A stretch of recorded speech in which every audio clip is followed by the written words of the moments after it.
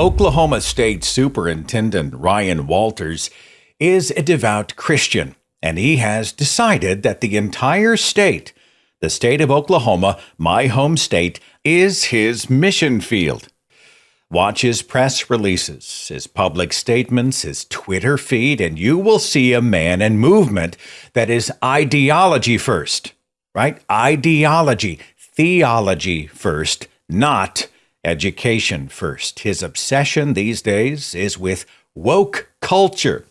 And he has apparently subjectively defined this as anything that gets his theological Christian underwear in a twist. He's got a thing about non-heterosexuals and drag queens. And of course, those permissive libs, those seculars, those Democrats, etc., the people ostensibly endangering our children and betraying America. And of course, they all hate God.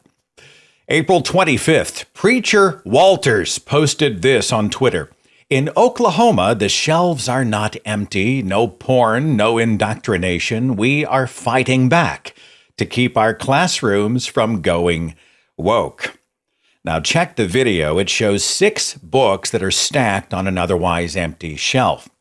Included on that stack are 2 books by former Secretary of Education for the Reagan administration back in the 1980s. He's a longtime politician and pundit, a guy named William Bennett. Bennett is a hardline conservative, probably best known for gambling away millions of his own dollars in Vegas. At the same time, he was publishing a book called The Book of Virtues.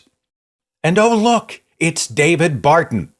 David Barton publishes history books, even though he is not an actual credentialed historian. In his world, the founding fathers, they were all devout Christians. They were building a Christian nation.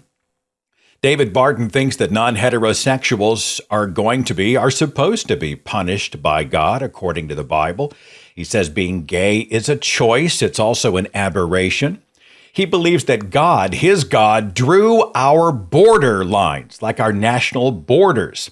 And his own so-called historical profile of Thomas Jefferson was just so loaded with obvious errors, the book was pulled by his own publisher, a Christian publisher, Thomas Nelson Publishing. They just pulled his book off of the shelves back in 2012.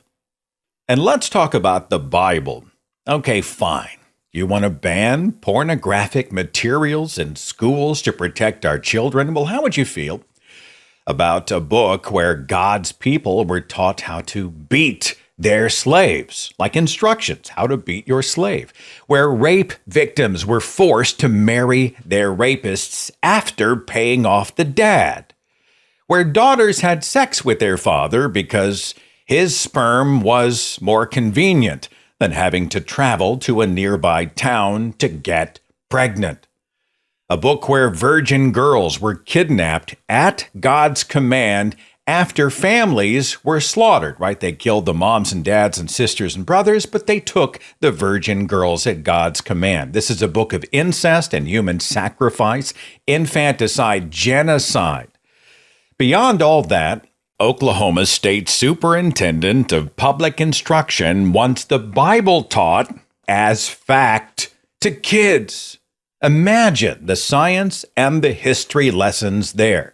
Okay, kids, humankind came from a couple of divinely conjured garden nudists, and donkeys could speak Hebrew.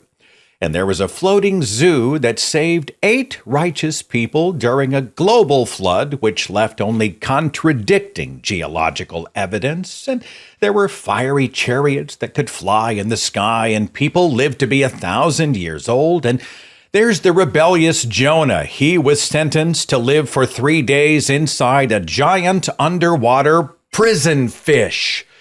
People pulled tax money out of fish mouths. There are giants and monsters and fallen angels impregnating human women. There is the story of salvation in the Bible, where God's master plan was to impregnate an unwed teenager with himself via ghost sex, so the offspring could get turned into a bloody meat piñata to rescue humanity from the very torture chamber that God himself manufactured.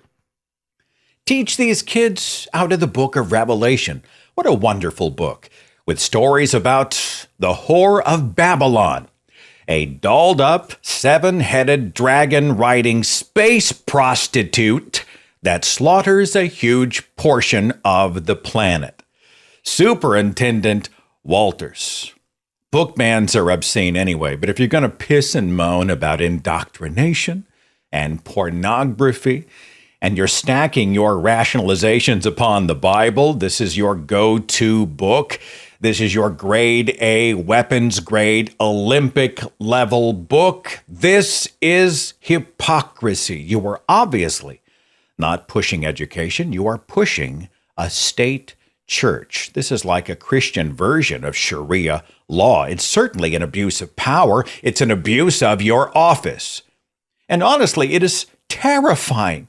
It's terrifying that somebody placed in charge of Oklahoma education is so jaw-droppingly clueless.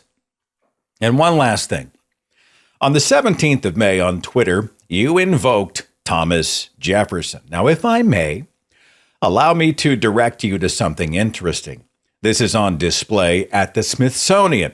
It is the Jefferson Bible. Take a good look at it. You will notice that Thomas Jefferson had taken a razor and scissors and sliced out all of Jesus's miracles and the resurrection. Now, he left Jesus, but he took out all the mystical miracles and the supernatural stuff because he liked a lot of what Jesus said in the New Testament, but he felt he could make a better Bible, right? It would be a much better book without all the magic and mythology. Oh, the blasphemy.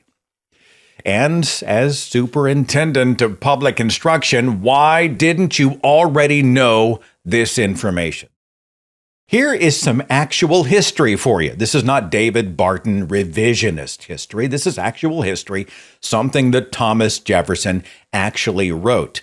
He was addressing concerns of the Danbury Baptists who were worried about religious overreach. This was 1802. He said, "Believing with you that religion is a matter which lies solely between man and his God, that he owes account to none other for his faith or his worship, that the legitimate powers of government reach actions only and not opinions. I contemplate with sovereign reverence that act of the whole American people, which declared that their legislature should make no law respecting an establishment of religion, or prohibiting the free exercise thereof, thus building a wall of separation between church and state."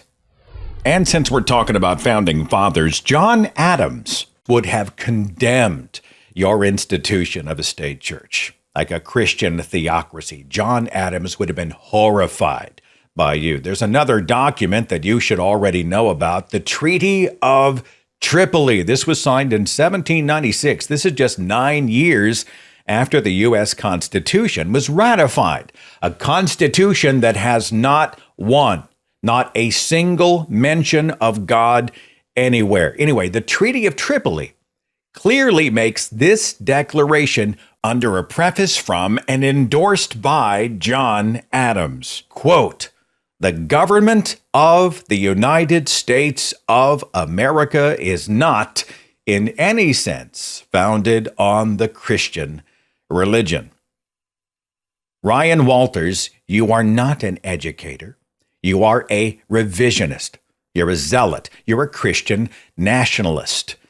In this regard, you are betraying the separation of church and state. You're just no better than a power player installing a state religion, conveniently your own religion. And you're moving to make all Oklahoma non-Christians second-class citizens. You are an embarrassment to real educators. And frankly, you are a walking, talking, living, breathing example of why Oklahoma needs an actual education-first leader sitting in that chair. Now, if you want to preach privately, right? You want to go out and preach and teach this nonsense in your personal and private life. You have that right.